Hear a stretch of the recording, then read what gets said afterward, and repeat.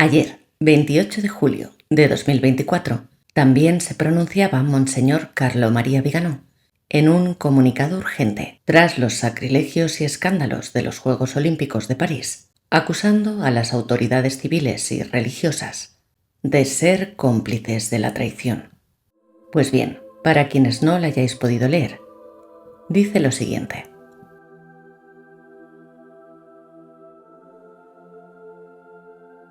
La ceremonia inaugural de los Juegos Olímpicos de París es solo el último de una larga serie de viles ataques contra Dios, la religión católica y la moralidad natural por parte de la élite del anticristo, que mantiene como rehenes a los países occidentales.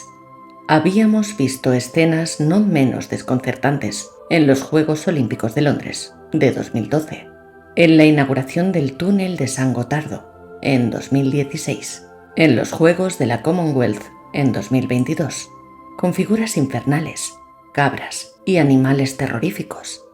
La élite que organiza estas ceremonias no solo exige el derecho a la blasfemia y a la exhibición obscena de los vicios más viles, sino también su aceptación silenciosa por parte de católicos y personas honestas, obligadas a sufrir la indignidad de ver profanados símbolos más sagrados que la propia fe y los fundamentos mismos del derecho natural.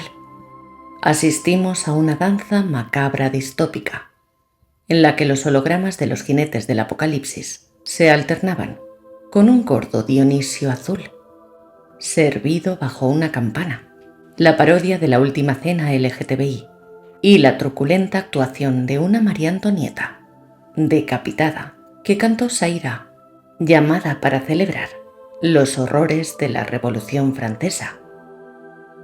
Los ballets de travestis barbudos y bailarines afeminados, hasta los lamentables cantantes de reproducción. En este provocativo espectáculo, Satanás no sabe hacer más que arruinar la perfección creativa de Dios, mostrándose como el envidioso autor de toda falsificación. Satanás no crea nada, solo sabe arruinarlo todo. No inventa, manipula. Y sus seguidores no son diferentes.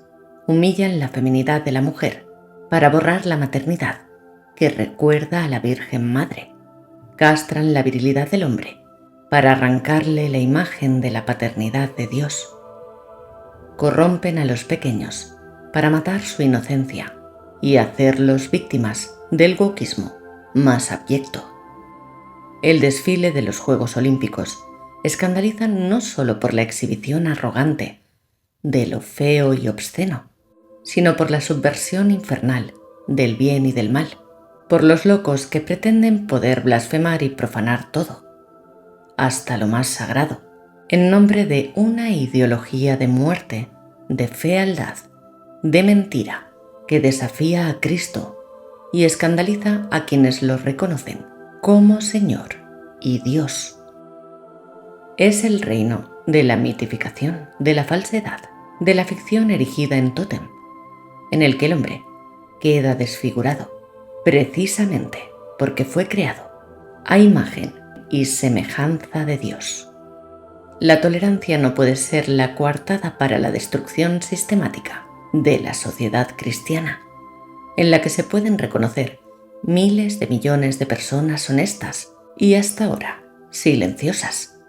Este absurdo debe terminar, y debe terminar no tanto y no solo porque hiera la sensibilidad de los creyentes, sino porque ofende la majestad de Dios. Satanás no tiene los derechos de Dios. El mal no se puede poner al mismo nivel que el bien, ni tampoco la mentira ser equiparada a la verdad. En esto se basa nuestra civilización, que algunos quisieran enterrar bajo los escombros físicos y morales de un mundo en mal estado. Debe quedar claro que la paciencia y la resistencia de los fieles y de los ciudadanos se han agotado, que ya no es momento de lamentar, sino de actuar, incluso y sobre todo cuando las autoridades civiles y religiosas son cómplices de la traición. Por tanto, Es necesario que los cristianos emprendan acciones concretas en todo el mundo. Es necesario exigir y exigir que los responsables de estos intolerables abusos respondan por sus acciones, así como por la corrupción que también acompaña a este evento.